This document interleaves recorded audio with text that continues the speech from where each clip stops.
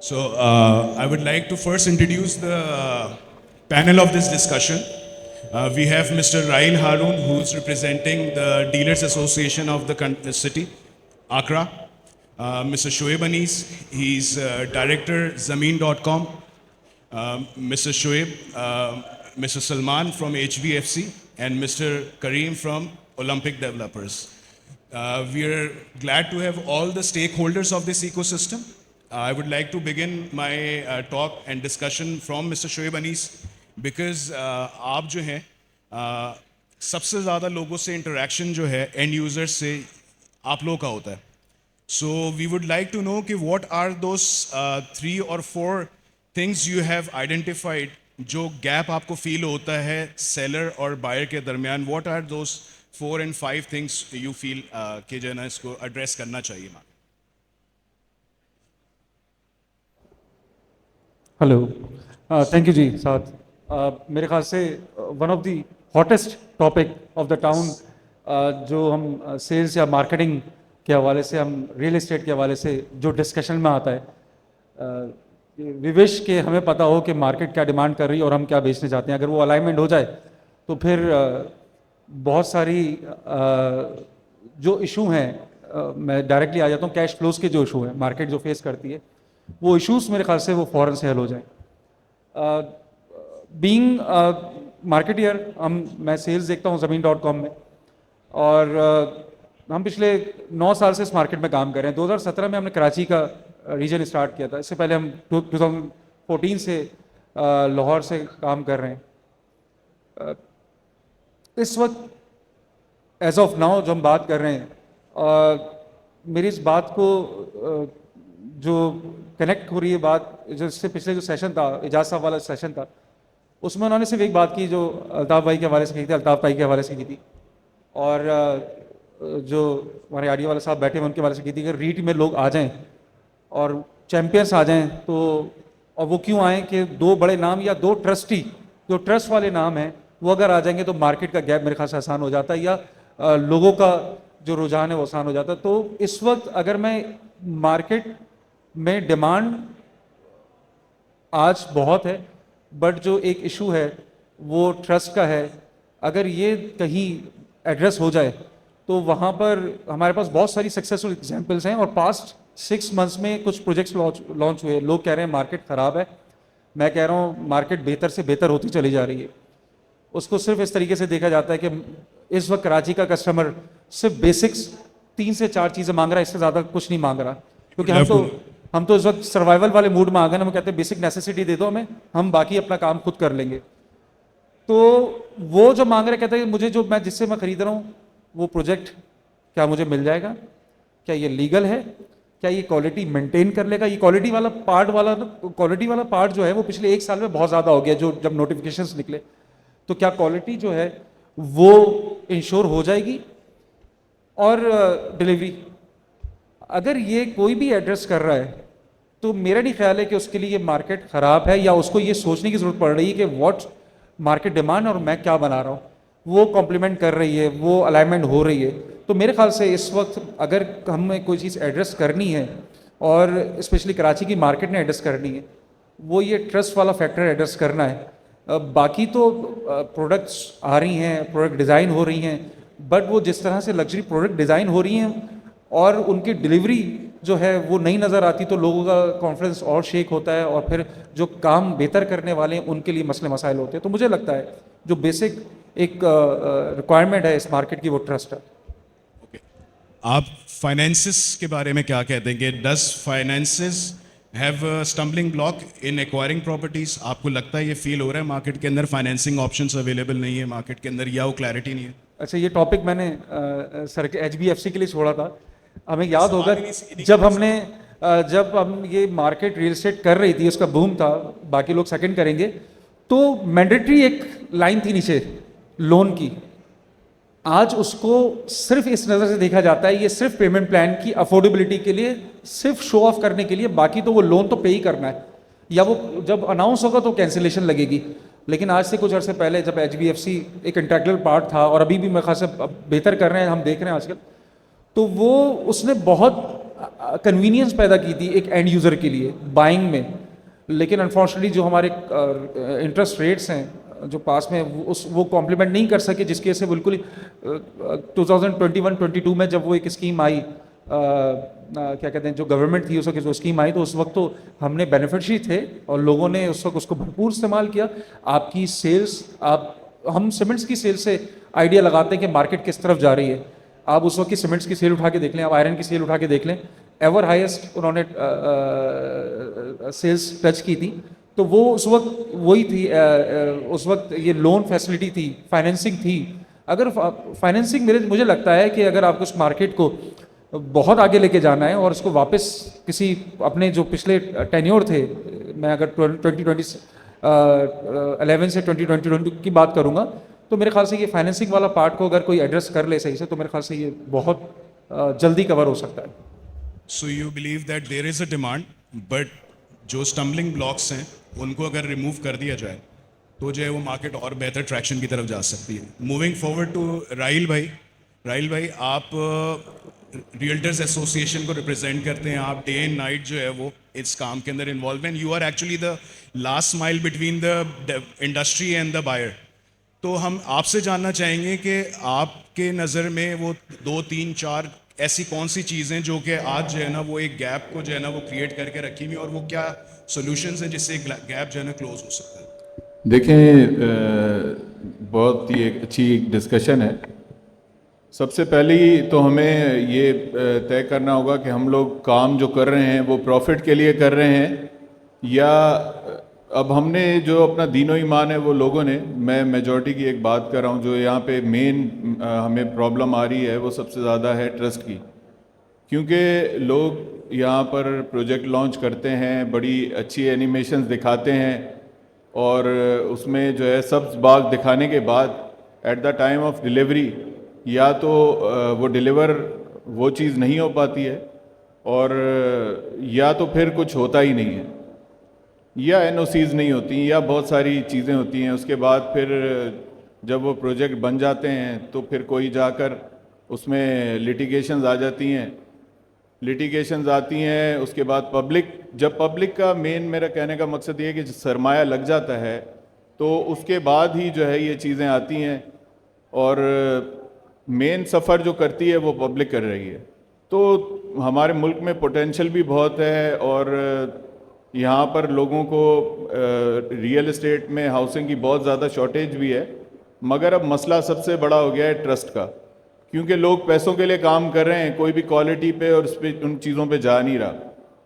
तो ये जो मेन है वो पॉलिसीज़ हैं। मुल्क में पॉलिसीज़ अभी तक रियल एस्टेट के इतना इस सेक्टर से इतने रेमिटेंस आते हैं, एक ग्रोथ मतलब मुल्क में एक जीडीपी ग्रोथ में इस सेक्टर का बड़ा एक अहम रोल है, मगर बदकिस्मती के साथ पॉलिसीज़ की फुकदान है। कोई पॉलिसीज़ ऐसी नहीं बनाई गई कि जो कोई इन्वेस्ट करे अपने मुल्क में या ओवरसीज़ करते हैं, तो उनको सरमाए का तहफ़्फ़ुज़ ही नहीं है यहाँ पर।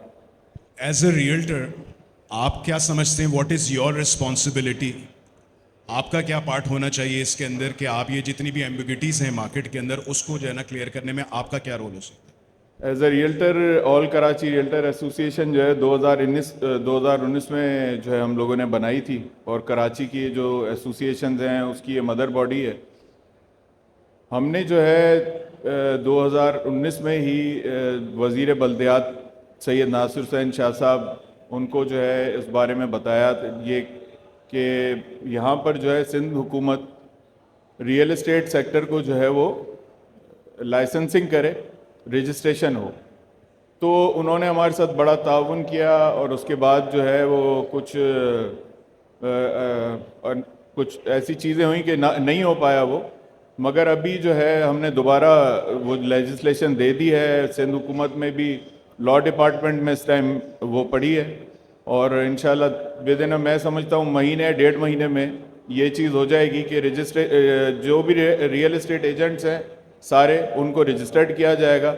बग़ैर कोई लाइसेंसिंग के काम नहीं कर पाएगा इसमें, कि जो गैर ज़रूरी तौर पे जो काम कर लेते थे या जिनका प्रोफेशन ही नहीं था, अनप्रोफेशनल लोग हैं वो काम करते थे, उस चीज़ से थोड़ा मैं समझता हूँ कि थोड़ा नहीं बहुत फ़र्क आएगा। रेगुलेटरी होगी, कोई लाइसेंसिंग होगी, तो जो है ये आहिस्ता आहिस्ता मैकेनिज़्म इसका दुरुस्त बेहतरी की तरफ आएगा। तो आपको क्या लगता है कि रीरा के अंदर मेजर स्टम्बलिंग ब्लॉक जो है वो रियल्टर्स की तरफ से है या पॉलिसी मेकर्स की तरफ से? पॉलिसी मेकर्स की तरफ से, क्योंकि रियल एस्टेट में ये रीरा की जो आप बात करें, इस तरह की पॉलिसीज़ बना ली जाती हैं कि जो ग्राउंड रियलिटी के हिसाब से जो है ना वो टोटली डिफरेंट होती हैं। या अनप्रोफेशनल लोग हैं, गवर्नमेंट में भी बैठे हुए हैं, जो हुकूमत में बैठे हुए हैं, तो वो जो पॉलिसीज़ बनाते हैं तो स्टेक होल्डर्स को वो ना उनसे कंसल्ट करते हैं, ना उनको साथ बिठाते हैं, और ऐसी पॉलिसीज़ बना दी जाती हैं आईएमएफ को खुश करने के लिए कि जो इम्प्लीमेंट हो नहीं सकती यहाँ पे। तो उसकी वजह से ये चीज़ें डिस्टर्ब होती हैं। राइट अब मैं बढ़ता चलूंगा इस इकोसिस्टम के जो सबसे इम्पोर्टेंट प्लेयर हैं, द डेवलपर अब्दुल करीम साहब। आपने दो चीज़ें सुनी, मैं चाहूँगा कि जो इस वक्त एवोल्यूशन हो रहा है बायर का, आई एम 100% श्योर कि जो डेवलपर है वो उसको अडॉप्ट कर रहे हैं। हम ये जानना चाहेंगे कि वो जो अडॉप्टेशन है वो किस लेवल पे डेवलपर्स कर रहे हैं। प्लस मैंने एक जगह पे आपका एक आर्टिकल पढ़ा था जिसमें यू वर अ को ऑथर रिगार्डिंग रेगुलेटरी अथॉरिटीज़, तो अगर आप उसके ऊपर भी प्लीज़ कुछ आप बात करना चाहें। Okay, thank you very much. जहाँ तक बात कही है आपने कि adaptation as in terms of builders and developers, from 2001 specially Pakistan के और ख़ास तौर पे कराची के high rise builders and developers वो सिर्फ कराची में या पाकिस्तान में काम नहीं कर रहे, वो अब इंटरनेशनली भी काम कर रहे हैं, स्पेशली दुबई। जहाँ तक बात रही एडाप्टेशन की, तो अगर एडाप्टेशन में हमारे बिल्डर्स एंड डेवलपर्स कमज़ोर होते तो वो दुबई में काम नहीं कर सकते थे, नंबर वन। नंबर टू ये कि when you talk about policy, when you talk about licensing, when you talk about quality construction, तो वो दुबई में काम नहीं कर पाते। ठीक हो गया। What we believe is कि जो इंटरनेशनल बायर है दुबई में फॉर इंस्टेंस, उसकी परचेजिंग पावर पैरिटी बहुत स्ट्रांग है, वो क्वालिटी पे कॉम्प्रोमाइज़ नहीं करते। अगर आप उसको quality plus add on facility दे देते हैं तो वो उसकी प्राइस पे करने के लिए तैयार है। बट अनफॉर्चुनेटली पाकिस्तान में सिचुएशन इससे बरक्स है। आपके पास लोकल रिक्वायरमेंट ज़रूर है, दुबई में लोकल रिक्वायरमेंट नहीं है। पाकिस्तान में एटलीस्ट 1.6 मिलियन यूनिट्स की इस वक्त शॉर्टेज है। ये शॉर्टेज कंप्लीट होगी तो लग्जरी पे जाएगी। जब लग्जरी पे जाएगी तो आपका बायर एड ऑन प्राइस को पे करने के लिए तैयार होगा। लाइक फॉर इंस्टेंस हमारे पास कराची में इस वक्त दो प्रोजेक्ट चल रहे हैं, इमार और एचएमआर। वो स्पेशल प्राइस लोग उसको पे करने के लिए, इसमें वो प्राइस पे नहीं, very small segment of the society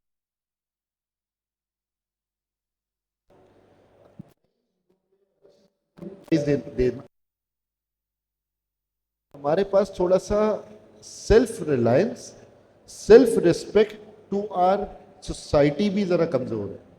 like for instance मैं बिल्डिंग में अच्छे से अच्छा पाइप लगा लेता हूँ, लेकिन अगर बिल्डिंग का जो ओनर है, यानी कि जो यूनिट का ओनर है, अगर उसके घर में जो लोकल सर्वेंट्स हैं वो उस चीज़ को कदर नहीं करें और उन पाइप्स के अंदर वो प्लास्टिक की कचरा या चीज़ें डालना शुरू कर दे जो कि आपके पूरी बिल्डिंग के सिस्टम को ख़राब करता है, तो उसका हम कुछ भी नहीं कर सकते।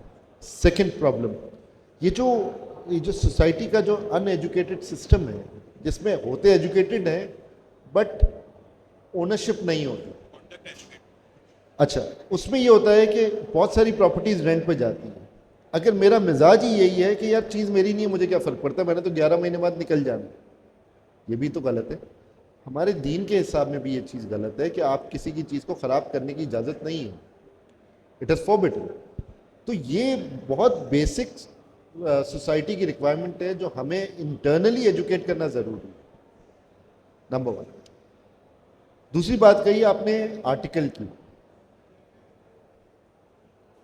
मैं ख्याल में 24 या 34 पेजेस का वो आर्टिकल है एंड उसमें बहुत डिटेल्ड डॉक्यूमेंट बना हुआ है जिसमें आई बिलीव वो ISPR की तरफ से पब्लिश हुआ है।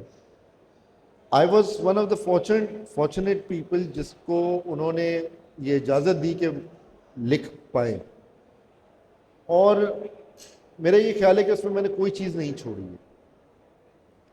रियलिटी चेक्स है, रियलिटी बेस्ड ओपिनियंस है, और वो सारी चीज़ें जो कि इस वक्त राहिल साहब बता रहे थे कि जब हमारे पॉलिसी मेकर्स पॉलिसी बनाने की कोशिश करते हैं या IMF उनको बोलता है और वो लिखना शुरू कर देते हैं, या कहीं से इन्फ्लुएंस होके आ जाते हैं किसी बाहर किसी मुल्क से, और वो चीज़ इम्प्लीमेंट करना शुरू करने की कोशिश करते हैं कि यार ये अच्छा लग रहा था हमें भी लगाना है। तो उनको ये बात समझना ज़रूरी है कि ये बादशाही निज़ाम नहीं है, डेमोक्रेटिक गवर्नमेंट है। We have people, we have society, और उसकी अडेप्टेशन पहले इम्पॉर्टेंट है। उस पेपर पे लिखा हुआ जो चीज़ है उसको क्या रियल ग्राउंड पे या रियलिटी बेसिस पे क्या हम उसको इम्प्लीमेंट भी कर सकते हैं कि नहीं। With a lot of tweeting और लोकल जो स्टेक होल्डर्स हैं, जब तक आप उनके साथ निगोशिएट नहीं करेंगे, बात नहीं करेंगे, समझने की कोशिश नहीं करेंगे, वो चीज़ें इम्प्लीमेंट नहीं हो सकती। लिखा हुआ बहुत अच्छा लगता है, but everything which is shining is not gold. तो ये बात हमारे पॉलिसी मेकर्स को समझना बहुत ज़रूरी है, जो कि हम बार बार आबाद के प्लेटफॉर्म से, आंकड़ा के प्लेटफॉर्म से भी ये लोग ये हमारे भाई बैशिंग करते हैं कि प्लीज़ फॉर गॉड सेक हमारी बात जब पॉलिसी बन रही हो उससे पहले हमसे बात किया जाए। बनाने के बाद ये ना बोले कि अब हमारे से आके बात करो, तो फ़ायदा नहीं होगा। आप सारा काम कर चुके हैं। एक शख्स है जो कि एक ब्यूरोक्रेटिक सीट पे बैठा हुआ है, उसकी 1.5-2 लाख रुपए तनख्वाह है, जो कि जिसका काम है ये पॉलिसी को डिज़ाइन करना। आप उसकी जो रिसोर्स है, उस गवर्नमेंट की जो रिसोर्स है, उसको ज़ाया क्यों करें। हमसे बैठ के मशवरा करें, हम आपको वो रियलिटी चेक्स देंगे जिस पे हम काम कर सकते हैं। जिस पे नहीं काम कर सकते वो हमसे सुन तो ले कि हम क्यों नहीं कर सकते। ये बड़ा सिंपल डेड एंड फॉर्मूला है जो कि हमारी ब्यूरोक्रेसी को नहीं समझ पाए। सर अब देखें, पॉलिसी मेकर्स को तो हमारे कंट्रोल में नहीं है। आई बिलीव हमारे कंट्रोल में है जो आप लोगों ने बात करी कि quality comes with a price. So from a developers perspective what can the community do to provide quality and yet उसकी प्राइस को जो है ना किस एंड से जो है ना कंट्रोल किया जा सकता है। व्हाट आर दोज फैक्टर्स जिसकी वजह से आप क्वालिटी भी जो है ना आप डिलीवर करते हैं इन अ वेरी अफोर्डेबल रेंजेस। साथ let me give you hard reality, जो बात आपने पहले कही स्टार्टिंग में अभी, कि ब्यूरोक्रेसी हमारे कंट्रोल में नहीं है, होनी नहीं चाहिए। Aren't they are tax payers money. अगर वो कंक्लूसिव इन्वायरमेंट क्रिएट करके नहीं देंगे, पहले बीच में रिजवान आडिया साहब आए थे और एजाज भाई ने भी एक बात बोली कि हमें कंक्लूसिव इन्वायरमेंट तो दो। हमारी जो जनरेशन जो आगे आ रही है वो करने को तैयार है। उसके लिए इन टैक्स पेयर्स के ऊपर जो ब्यूरोक्रेसी बैठी हुई है, जिनको तनख्वाह दी जाती है हमें सर्व करने के लिए, वो इन्वायरमेंट क्रिएट करने के लिए, अगर वही हमारे कंट्रोल में नहीं है तो इसके 2 बेसिक रीज़न है। Number 1, ownership of the country and ownership of the department जिस पोजीशन पे वो बैठा हुआ है। अगेन सिविल सेंस जो है ना वो प्रिवेल करना ज़रूरी है at every point of community. ये सिर्फ हमारे हद तक या बायर के एंड तक नहीं है, या रियल स्टेट ब्रोकर्स के एंड तक नहीं है। It has to penetrate everywhere. और जब ओनरशिप होगी तो रिस्पॉन्सिबिलिटी होगी, रिस्पॉन्सिबिलिटी होगी तो लॉ होगा, लॉ होगी तो पनिशमेंट होगी। क्यों 1.5 घंटे की फ्लाइट के बाद आप सीधी लाइन में खड़े होते हैं? लॉ है और पनिशमेंट है। लॉ ब्रेक करोगे तो पनिशमेंट आएगी, लॉ ब्रेक नहीं करोगे तो कोई पनिशमेंट नहीं होगा। यहां पे वो चीज नहीं है। It's the land of the fetish. जिसके पास पावर है वो कर जाता है। सर देखिए, ये तो एक अनफॉर्चुनेट रियलिटी है। यहाँ पे बैठने का और डिस्कशन करने का मकसद ये है कि हम किस तरीके से इन तमाम स्टम्बलिंग ब्लॉक्स को जो है ना वो ऑब्स्टिकल्स को जो है ना वो आगे लेके चले, कि किस तरीके से जो है ना हम इनको फोर्सी कर सकते हैं, कि कैसे जो है ना, ठीक है हमें सपोर्ट नहीं है and that support is very important, but at the end of the day जो एंड यूज़र है वो जो है ना वो सफ़र कर रहा है। तो we need to find out some ways कि हम किस तरीके से जो है वो इन चीज़ों को जो है ना, जैसे शुएब अनीस ने बात करी कि ट्रस्ट डेफिसिट है, कि या राइल भाई ने बात करी कि जो चीज़ें दिखाई जाती हैं बताई जाती हैं उनकी डिलीवरी नहीं हो पाती या टाइमली डिलीवरी नहीं हो पाती, वो एक बड़ा एक जो है ना वो बड़ा फैक्टर है जिसकी वजह से एक ट्रस्ट डेफिसिट आ रहा है। तो हाउ एज डेवलपर्स, वो आई अंडरस्टैंड कि जी आप लोगों को बहुत सारे इश्यूज होते हैं रेगुलेटर्स की तरफ से भी, आपको गवर्नमेंट की तरफ से भी इश्यूज हैं, but still what can the developers do to finally try to close this gap as much as possible? Okay, मैं आपके सवाल का वो मिस हो गया था मुझसे ये जवाब। I am not trying to be negative here, what I am trying to say is कि we need to stop thinking कि ये नहीं हो सकता है। Number one, we need to stay positive. Number two, मैंने आपको एक बात बीच में बोली कि we are trying to keep bashing these people how to run the show. हम चीज़ों को ख़राब नहीं करना चाहते। हम यहाँ पे जितने लोग भी बैठे हुए हैं वो कंटिन्यूस बेसिस पे, क्योंकि मैं हम चारों एक दूसरे को जानते हैं, हम चारों का काम ही यही है कि गवर्नमेंट को कमेंट्स देते रहना और लिखते रहना, बात करते रहना, ताकि चीज़ें बेहतर हो। सोशल मीडिया का टाइम आ गया है। अब जो जनरेशन है वो अपने वालिद को और अपनी मम्मा को सोशल मीडिया से कंफर्म करती है कि कौन सा बिल्डर, कौन सा डेवलपर, कौन से बैंक से आपने काम करना है, कौन से बिल्डर के साथ काम करना है, उसके पीछे क्या लेगेसी है, कौन इसका ओनर है। मैं आपको एग्जांपल देता हूँ, अक्सर मैं ये दुबई वाली एक एग्जांपल देता हूँ कि दुबई में एक बिल्डर, एक डेवलपर है इंडिया के, गुजराती स्पीकिंग, इतना बड़ा डेवलपर है, he is I believe third largest developer in Dubai, डिन्यू, I did not want to take the name. वो खुद मीडिया पे आता है, वो अपना यूनिट नहीं बेचता है, वो सिर्फ स्टेटमेंट्स देता है। क्यों देता है? बिकॉज वो डिलीवरी कर रहा है। मैं आपके सामने क्यों बैठा हूं माइक पे? क्योंकि मैं डिलीवरी दे रहा हूं। जो शख्स डिलीवरी नहीं दे रहा वो आपके पास स्टेज पे पब्लिक में बैठ के अपने लिए न्यूसेंस क्रिएट नहीं करना चाहेगा। वाई? एआई का टाइम आ गया है और सोशल मीडिया का टाइम है। जो कॉन्फिडेंस उन डेवलपर्स का है कि जो डिलीवरी दे रहा है उसका कॉन्फिडेंस अपनी जगह पे मौजूद है, उसका माल बिक भी जाता है, और उसके साथ हमारे जो रियल एस्टेट ब्रोकर्स हैं वो भी कॉन्फिडेंट होकर काम करते हैं। अच्छा, यहाँ पे बात जो है ना वो थोड़ी सी गवर्नमेंट की पॉलिसीज़ के ऊपर चल रही है कि वहाँ पे एक स्टम्बलिंग ब्लॉक है। मसूद साहब, आप आई बिलीव इस पूरे पैनल के अंदर सबसे करीब हैं जो है ना पॉलिसीज़ के, जो है ना जो हुकूमत पॉलिसी बनाती है। You are sort of representing अपना इंस्टीट्यूशन जो कि हुकूमत बैक्ड है।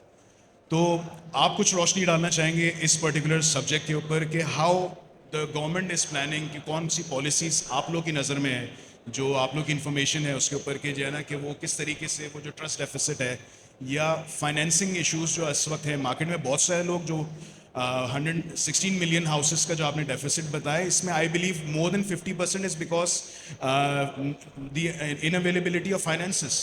1.6 मिलियन। 1.6 मिलियन। मैं घर बनाना चाहता हूँ बट मेरे पास उतने पैसे नहीं है कि मैं जो है ना किसी सोसाइटी में घर ले सकूँ, तो एक ये इशू भी है, प्लस आपकी ये पॉलिसीज़ के हैं। So I would like you to shed some light on it कि पॉलिसीज़ में क्या आप शिफ्ट देख रहे हैं, और HBFC as a financial institution इस गैप को जो है ना किस तरह क्लोज कर, क्या इनोवेटिव चीज़ें जो है ना कर रहा है या क्या क्लैरिटीज़ लेकर आ रहे हैं एंड यूज़र के लिए? Thank you very much.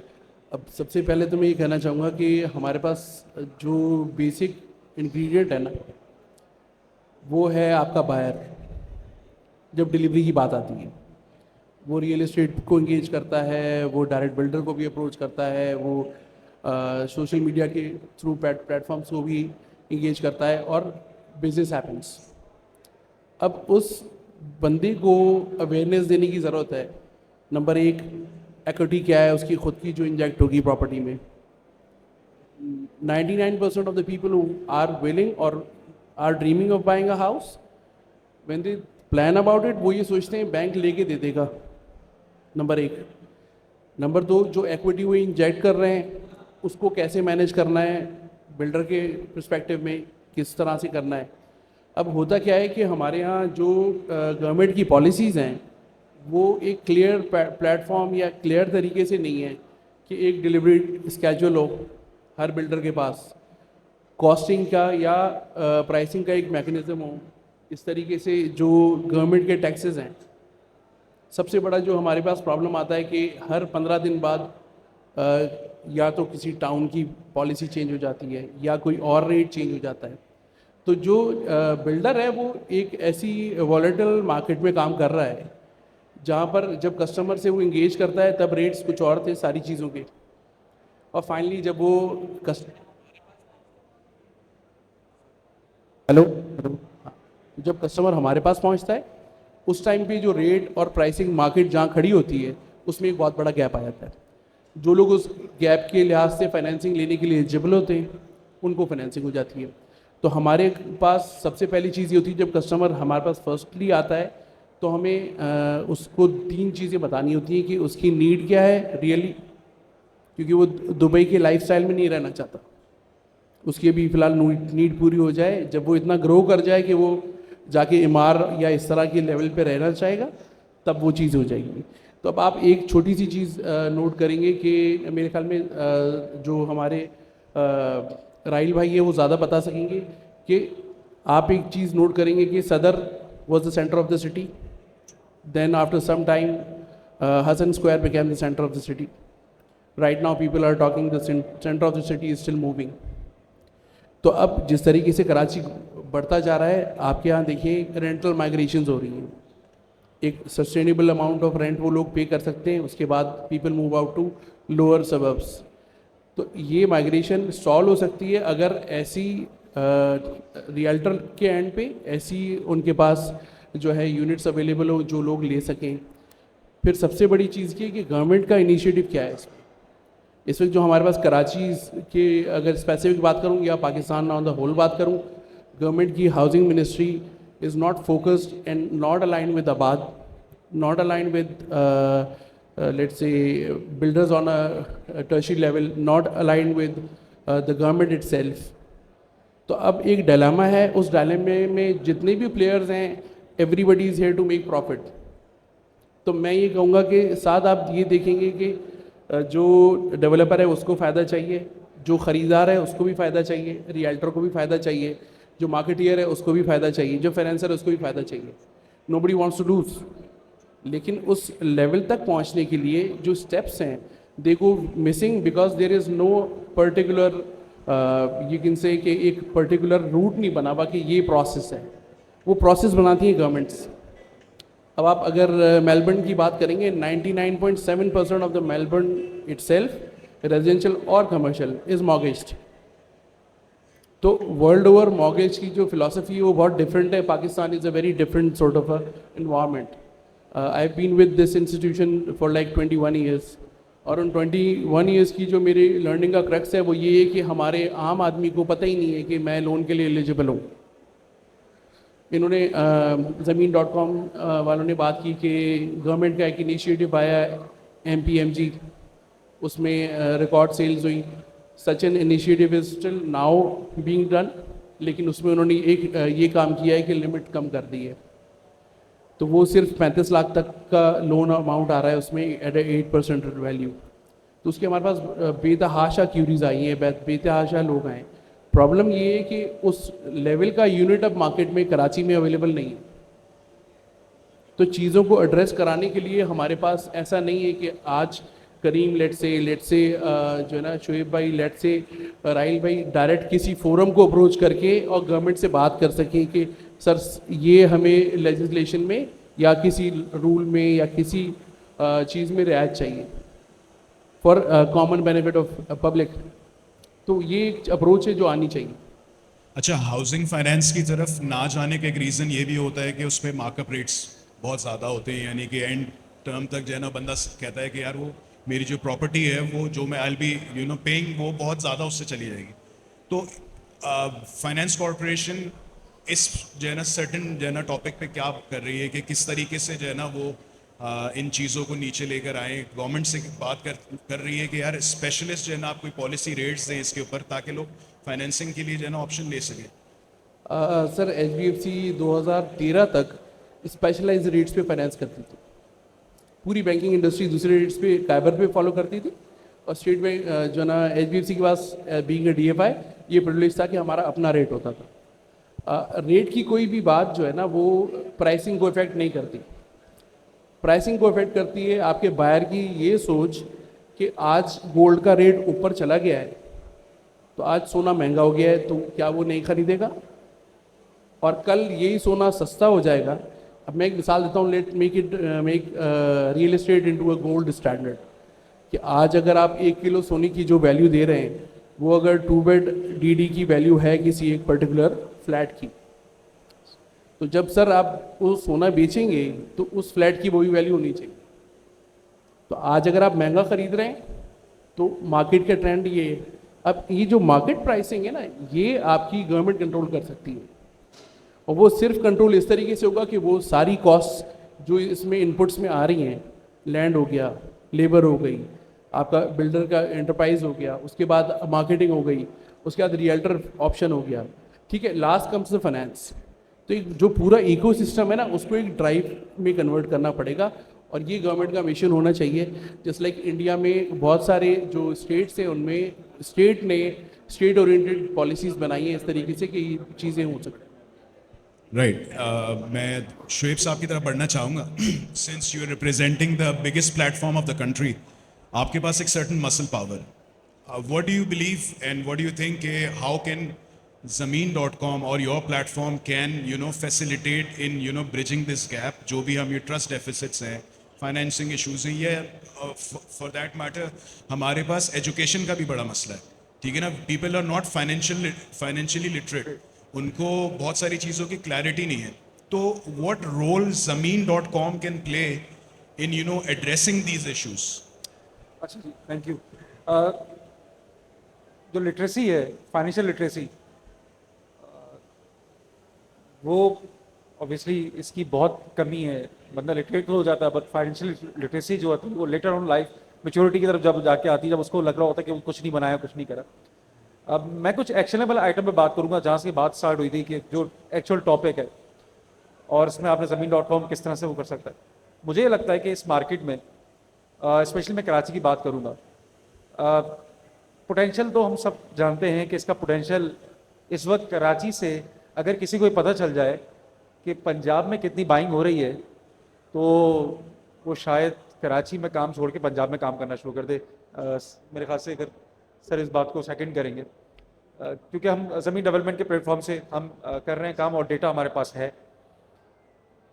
Karachi में एक तो पहली चीज़ जो है, जो दुबई में, अगर दुबई ने 2007 के बाद कुछ सीखा तो उसने लिटरेसी सीखी कि पहले रियल एस्टेट एजेंट जो है पहले तो उसको लिटरेट किया कि यहाँ पर बायर क्या लेने आता है और हम बेच क्या रहे होते हैं। ये भी बहुत बड़ा गैप है, इतना बड़ा गैप है जिसको कोई आइडिया नहीं है। वो अपना मंजन बेच रहा होता है, वो बेचारा अपना जो भी पैसे लेकर आता है और कहता है कि जी मुझे तो दे दो, बस मुझे घर मिल जाए, छत मिल जाए, या मेरे मरने के बाद, क्योंकि गवर्नमेंट ने ऐसी कोई पॉलिसी नहीं दी है ना कि किसी के मरने के बाद उसको कोई सिक्योरिटी मिलेगी या कुछ मिलेगा। तो हमारी सिक्योरिटी, हमारी इंश्योरेंस तो हमारी रियल एस्टेट प्रॉपर्टी है, जो हमें बचपन से पता। अब अगर इसमें जो इस वक्त कराची में जो मुझे लगता है जो डिज़ास्टर हो रहा है या हो सकता है और आगे आने वाले टाइम में, ट्रस्ट जो बात जहाँ से स्टार्ट हुई थी, वो अगर ये लिटरेसी, रियल एस्टेट की लिटरेसी, जो एजेंट्स हैं, जो मार्केटिंग कंपनी है, जो सेल्स कंपनी है, वो अगर पहले उसको एड्रेस कर दें, और ये आबाद के प्लेटफॉर्म से हो सकता है, मुझे लगता है यहाँ पे आर्या साहब बैठे हुए, मैं उनके तवज्जुह से ये बात करना चाहूँगा। अगर ये कोई कोर्स, IBA ने भी कोर्स अनाउंस किया, वो 65,000 का है मिसाल के, if I am not wrong, लोग कर रहे हैं उसको कोर्स को, कई लोगों की पहुँच में, कई लोगों की पहुँच में नहीं है। अगर कोई कोर्स रियल एस्टेट का वो लॉन्च कर दिया जाए, उसके बाद हम जो मार्केट में प्रोडक्ट्स आ रही हैं उसकी गवर्नमेंट लेवल पे तो मुझे नहीं उम्मीद है कि कोई बॉडी बनेगी और कोई उसको वैलिडेट करेगी या उसको रेगुलराइज करेगी। आबाद मुझे लगता है बहुत स्ट्रॉन्ग प्लेटफॉर्म है, और लोग किसी थाने में नहीं जाते। अब कोई कंप्लेन अगर, if I am not wrong sir, इस बात को आर्या साहब इस बात को सेकंड करेंगे, वो आबाद जाते हैं अपनी रिक्वेस्ट को लेके कि आबाद में कुछ ना कुछ तो हो ही जाएगा कुछ। तो मुझे ये लगता है कि इस बात से फ़ायदा उठाते हुए आबाद बहुत स्ट्रांगली प्ले कर सकता है इस मार्केट में। अगर ये जो छोटे मोटे जो चीज़ें हैं जो हम बता रहे हैं आपको, वो अगर एड्रेस हो जाएंगी तो ये पैसा बाहर नहीं जाएगा, ये पाकिस्तान कराची में आ जाएगा और कराची का डेवलपर और फ्लरिश करेगा। हम सब बेनिफिशरी हैं, हम सबको पता है कि एक कस्टमर बोलता है, मिसाल दे रहा हूँ, हम उसको बोलते हैं यार ये जो पेमेंट प्लान है, या मैं किसी की लड़का बोल रहा है कि वो ये तो 10 साल में प्रोजेक्ट मिलेगा, कह रहा सही मिलेगा तो ना मुझे। कराची का जो बायर है या एंड यूजर है वो कहता है यार मिलेगा मुझे, हाँ मिलेगा, वो सही एनओसी नहीं है, हाँ हो जाएगी ना, मतलब ये पहले दिया हुआ उस, तो वो इस हद तक आ चुका है। तो potential is there, gap is there, requirement is there, but उसमें ये कि उसके बहुत बहुत छोटी छोटी चीज़ें जिसको एड्रेस कर लिया जाए तो हम सब बेनिफिशरी हो सकते हैं और ये पैसा यहीं पे रह सकता है। जो एक्शनेबल आइटम है जिसमें बार बार रिक्वेस्ट करूंगा शायद इस पर कुछ काम हो सके, और मेरी आसिफ भाई जब चेयरमैन थे, जब फयाज भाई चेयरमैन थे, उस वक्त मैंने एक रिक्वेस्ट की थी, अब मैं शायद इसको एक रजिस्टर्ड करना चाहूँगा कि एजुकेशन ड्राइव जो है वो बहुत इंपॉर्टेंट है, अवेयरनेस बहुत इंपॉर्टेंट है, और ये सेशन आबाद के प्लेटफॉर्म से भी हो सकते हैं। एक तो मैं एजेंट्स के वाले से कह रहा हूँ यहाँ पर जो राहिल भाई बैठे हुए, और एक मैं यूज़र के प्लेटफॉर्म से भी कह रहा हूँ, उनको भी एजुकेशन नहीं है। जो सही काम करने वाले लोग हैं वो, उनको उसका नुकसान हो रहा है। ऑब्वियसली आई एम श्योर कि आडिया साहब इस बात को और आबाद इस बात को प्रमोट नहीं करता होगा कि कोई गलत काम कर रहा हो उसको प्रमोट करें, उसका माल बिके या लोग बेवकूफ़ बने। तो हम क्या कर सकते हैं, बॉडी यहाँ पे नहीं है तो हम क्या कर सकते हैं एज आबाद के प्लेटफॉर्म से या ज़मीन.com के प्लेटफॉर्म से हम अवेयरनेस ड्राइव तो कर सकते हैं। ऐसे पॉडकास्ट हो सकते हैं जिसमें ये डेवलपर आज़ाद ये बताएं कि सही क्या है, गलत क्या है, और एक प्रॉपर्टी को खरीदने का तरीक़ेकार क्या है। ये स्टेप है, 4 स्टेप है, इसको फॉलो कर लो। तो मेरे ख्याल से बहुत सारे लोग जो नुकसान उठा रहे हैं, और जो उसके बाद मेरे पास कई ऐसे कस्टमर 2017 में जब हमने ये स्टार्ट किया और हमने प्रॉपर्टी जो बेची, जब हमने इसको B2C करना शुरू किया, आज मुझे लगता है कि उसमें से 10% भी रीसेल पे अपसेलिंग पे नहीं आ रहे हैं, 10% भी अपसेलिंग पे नहीं आ रहे हैं। What is the reason behind? Same reason, delivery, the trust. वो हमारा, वो इस मार्केट का नुकसान है, वो ज़मीन.com का नुकसान नहीं है, वो पूरी मार्केट का नुकसान है। वो शायद गोल्ड में चले गए, वो स्टॉक में चले गए, या वो किसी कम्युनिटी, वो क्रिप्टो में जाके उन्होंने वो कहीं ब्लॉक कर दिया अपना पैसा, वो दुबई ले गए या कहीं और ले गए पैसा। तो मुझे लगता है ये नुकसान होता चला जा रहा है। M9 पे आज भी महीने के हज़ारों लाखों वो प्लॉट्स बिक रहे हैं जिनका कोई फ्यूचर नहीं पता किसी को, और वो अगले 25, ना गवर्नमेंट की कोई पॉलिसी है कि उनको जो प्लॉटिंग स्कीम होगी क्या उसका इंफ्रास्ट्रक्चर बनेगा, कि वो एक्सेस होगा नहीं होगा। मैं एक ख़राब बात कर देता हूँ, पता नहीं पंजाब में कोई प्रोजेक्ट लॉन्च होता है तो उससे पहले इंफ्रास्ट्रक्चर वहाँ पे आता है। अनफॉर्चुनेटली यहाँ के डेवलपर को अपना प्रोजेक्ट भी बनाना होता है और इंफ्रास्ट्रक्चर भी लाना होता है। Absolutely. ये तो बात यहाँ मैं अपनी एंड करता हूँ अवेयरनेस की। अगर इस मार्केट को या हमें इसको आगे आने वाले वक्त में ज़िंदा रखना है या बेहतर करना है, तो हमें एंड यूज़र को अवेयरनेस देनी पड़ेगी कि क्या सही और क्या गलत है। वो ये नहीं बोलना पड़ेगा कि वो गलत है वो सही है, तरीक़ेकार क्या है ख़रीदने का, वो मेरे ख्याल से अगर ये कहीं से एड्रेस हो जाए तो बहुत बेहतर हो जाएगा। बाकी लिटरेसी जो सेलर एंड पे जो बेच रहा है उसको अगर ये हो जाए, जैसे इन्होंने राहिल भाई ने बात की कि एक सर्टिफिकेशन हो जाए, बहुत छोटी सी सर्टिफिकेशन हो जाए, तो मेरे ख्याल से बहुत बड़ा चेंज आ सकता है। Potential is there again. Rahil भाई, आपको लगता है कि रीरा की सर्टिफिकेशन जो है वो मार्केट के अंदर यूज़र के जो ग्रे एरियाज़ हैं, जो एक उसको एक मिसकंसेप्शन होता है ब्रोकर से रिलेटेड, उसके अंदर कितना रोल प्ले करेगा रीरा की certification? Why is it important, आपको क्या लगता है? मैं सर, रीरा की सर्टिफिकेशन तो बाद में आएगी। मैं ये कहूँगा कि सबसे पहले तो हमें करेज होनी चाहिए कि जो सही है सही उसको सही कहें और जो गलत है उसको गलत कहें। आबाद जो है हमारे करीम भाई बैठे हुए हैं, बहुत मतलब एक क्रेडिबल इनका नाम है, और आबाद भी एक एसोसिएशन है डेवलपर्स की जो बड़ी मुनज़्ज़म है और गवर्नमेंट सतह पे उनकी सुनी भी जाती है। तो आबाद को चाहिए कि ऐसे जो लोग जो आबाद के साथ रजिस्टर्ड नहीं हैं और काम कर रहे हैं, ना NOCs होती हैं ना उनके पास कोई चीज़ होती है, मगर वो नाम किसका ख़राब हो रहा है? बिल्डर्स का। इसी तरह हमारे एजेंट्स हैं, वो सिर्फ जो पैसों को देखकर काम कर रहे हैं, वो देखते नहीं है कि कहाँ पे किसकी जो है क्लाइंट की कहाँ पे बुकिंग करा रहे हैं, कहाँ नहीं करवा रहे। तो ये काम है हमारा कि अपने अंदर से जो हमारे दरमियान काली भेड़ें उनको दूर करें। अब जिस तरह से ज़मीन.com की बात है और किसी की, तो देखें जो गोल्डन स्पॉन्सर 20-25 लाख देते हैं उनका ऐड सबसे ऊपर होता है। और मोस्टली जो लोग आप देखेंगे कि जो भाग गए, जिन्होंने प्रोजेक्ट डिलीवर नहीं किए, तो लोगों का ट्रस्ट इस वजह से जो है उन वेबसाइट्स पे भी या ऐसी चीज़ों पे कम होता जा रहा है। तो ये पहला काम गवर्नमेंट का है कि वो पॉलिसीज़ को जो है वो ऐसा बनाए कि जिसमें बिल्कुल भी लोगों का नुकसान ना हो, लोगों की इन्वेस्टमेंट जो है वो सिक्योर्ड हो।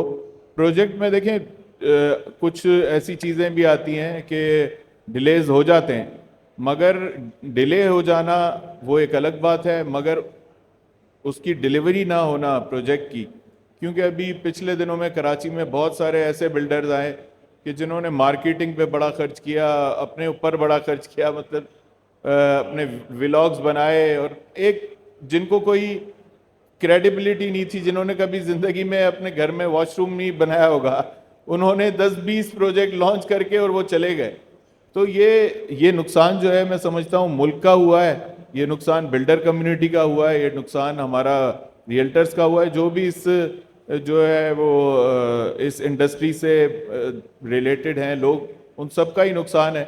और इस चीज़ को बेहतर करने के लिए हम सबको ही अब पार्ट प्ले करना होगा कि इन चीज़ों पर आवाज़ उठाएं और यकीन करें कि मुल्क में अगर हम पाकिस्तान में इतना पोटेंशियल है इसमें इंडस्ट्री में, जैसे भाई ने बताया अभी हाउसिंग में भी कितनी शॉर्टेज है, तो सिर्फ और सिर्फ सिक्योरिटी दें इन्वेस्टमेंट की। सर इस डिस्कशन को कंक्लूड करते हैं। सब ने अपने अपने पॉइंट्स को डिस्कस किया। आइडिया ये है कि हम अपने अपने जो एंड के काम है ना, जैसे आप रियल्टर्स एसोसिएशन को आप रिप्रेजेंट करते हैं, तो मेरे ख्याल में रियल्टर एसोसिएशन को विजिलेंट होना चाहिए उन ब्रोकर्स के ऊपर जो कि जो है ना इस तरह का काम करते हैं। हम ये जानना चाहेंगे कि वो कौन सी एक दो ऐसी चीज़ें हैं जो कि रियल्टर्स एसोसिएशन अब अडॉप्ट कर रही हैं, ताकि इस तरह के जो ब्रोकर्स मार्केट में काम करते हैं, देखें at the end of the day तो कस्टमर का नुकसान है सबसे बड़ा, ठीक है ना। हम सब स्टेक होल्डर्स कुछ ना कुछ दो पैसे बना के चले जाएंगे, राइट। एंड यूज़र जो है ना वो सबसे बड़ा जो है ना वो लॉस मेकर है। तो रियल्टर्स एसोसिएशन वेरी क्विकली वो क्या एक या दो काम ऐसे कर रही है जिसमें जो है ना रियल्टर्स के ऊपर चेक लगेगा रिगार्डलेस के रीरा है कि नहीं।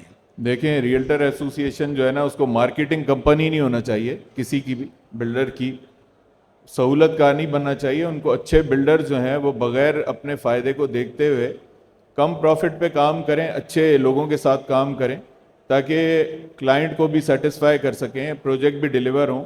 और बिल्डर रियल्टर एसोसिएशन जो है वो ये काम उसने अभी हमने तो किया है कि लाइसेंसिंग के लिए जो लेजिस्लेशन दी है, और इंशाल्लाह सिंध गवर्नमेंट से जो है वो पास भी हो जाएगी, तो सिंध क्या कहते हैं असेंबली से, तो उसके बाद कुछ ना कुछ मैकेनिज़्म बेहतर होगा।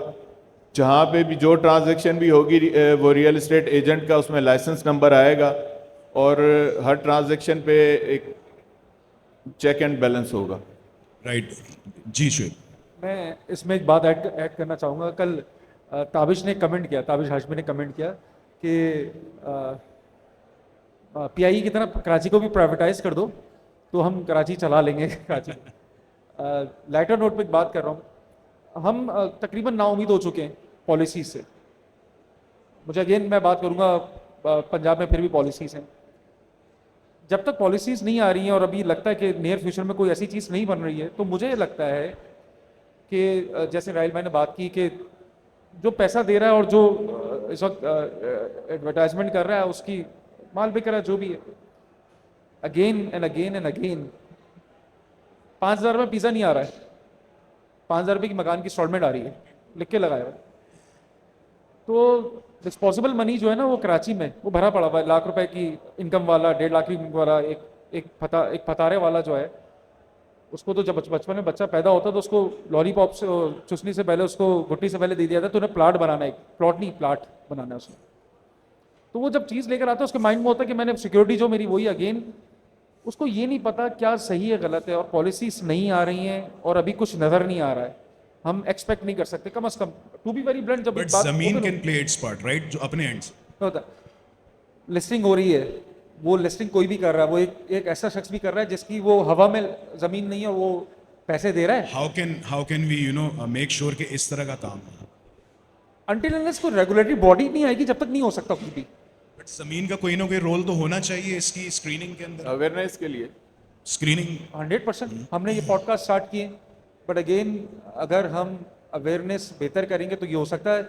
अनटिल अनलेस पॉलिसी में नहीं, हम गवर्नमेंट के बगैर तो कुछ भी नहीं हो सकता, सिंगल हैंडेड कुछ भी नहीं हो सकता, या किसी बॉडी के बगैर कुछ नहीं हो सकता, किसी एसोसिएशन के बगैर कुछ नहीं हो सकता, और उस पर रहें और आगे बढ़ेंगे तो बहुत बेहतर हो जाएगा। मुझे ये लगता है, अगेन आखिर में ये बात कहूँगा, अगर इस मार्केट को बचाना है, मैं अगेन नंबर अगर आप देख लें, मैं ये नंबर शेयर कर सकता हूँ कि कराची से पैसा पंजाब की मार्केट में कितना जा रहा है, तो ये हमारे डेवलपर हजरात पंजाब में जाके बैठ जाएंगे, कराची में काम नहीं करेंगे।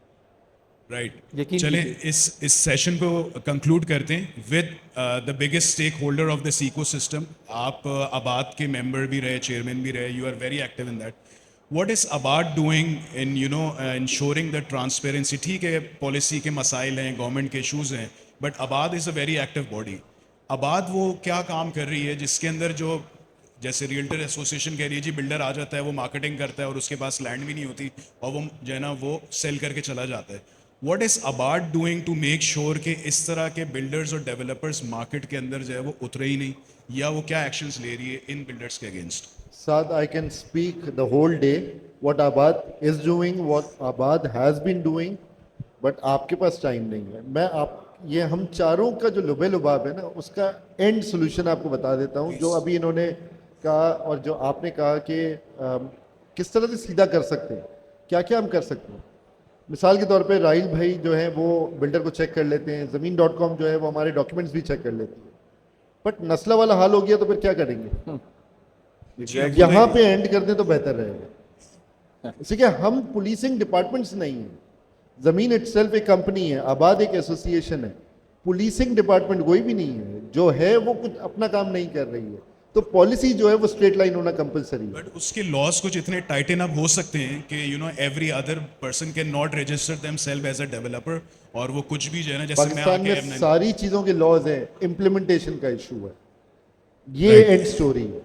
राइट चलें, इस डिस्कशन से एक चीज़ तो ये सामने आई कि every stakeholder of this ecosystem is very much adamant in making this industry a much better place, closing the gaps.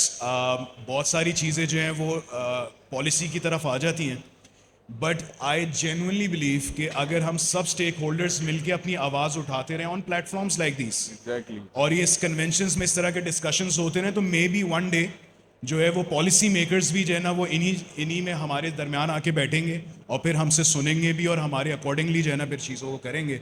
So hopping के नॉट जस्ट कराची, प्लीज़ आप कुछ एक चीज़ ऐड करना रह गई, हमने तो इश्यूज पे बात कर ली। एक्चुअल में एक प्रोडक्ट जो है इस वक्त मार्केट में बहुत ज़्यादा नीड क्रिएट हो गई है उसकी मार्केट में। अब मैं प्रोडक्ट की बात कर लेता हूँ। इस वक्त कराची में कम्यूट और कराची 5 से 6 शहर हैं, इतना बड़ा कराची है। तो अगर इकोसिस्टम कोई डेवलपर किसी प्रोजेक्ट में दे रहा है कंप्लीट, अगर वो वर्टिकल भी है उसमें भी अगर वो कंप्लीट इकोसिस्टम दे रहा है, तो वो प्रोजेक्ट इस वक्त इन डिमांड आ गया है। अगर वो इकोसिस्टम कंप्लीट क्रिएट करके दे रहा है अगर प्रोजेक्ट में, तो मेरे ख्याल से ये एक ऐसा प्रोडक्ट बेस्ड एक ऐसी सोल्यूशन है जो, क्योंकि हमारी एक बहुत बड़ी आवाम जो है, हमारी जो अभी जनरेशन है, वो इस वक्त फ्रीलांस या आईटी उसकी तरफ जा रही है, और वो वर्क फ्रॉम होम भी हो रहा है, या वो घर के साथ ही कोई अगर ऑफिस है और बेहतर है। मतलब हम लोग अगर हायरिंग करते हैं इस वक्त ज़मीन.com में, हम बहुत कंटिन्यूस हायरिंग करते हैं, तो हम सबसे पहले ये देखते हैं कि वो रहता किधर है। मेरे प्रोजेक्ट जो बेचना है उसके करीब रहता, तो वो 70% तो उसकी रिटेंशन हो जाती है कि वो भागेगा नहीं, काम कर लेगा, घर से करीब अगर है तो वो 10 मसाइल झेल लेता है। तो मेरे ख्याल से एक ऐसी प्रोडक्ट इको फ्रेंडली, इको जिसमें पूरा इकोसिस्टम पूरा है, तो वो प्रोडक्ट कामयाब हो रही है। नेसेसिटी तो जो है ना वो it's a mother of all inventions, right? तो but heartening to know and have this discussion with all of the stakeholders कि एटलीस्ट जो है ना इंटेंशन ज़रूर है कि जो है ना इस गैप को जो है ना क्लोज करें, होपिंग। और मैं समझता हूँ कि इसी तरह की कॉन्वर्सेशंस जो है ना वो किसी सोल्यूशन की तरफ लेकर जाएंगी। Thank you everybody for listening to our discussion and all the panelist to gracing the event. Thank you so much once again.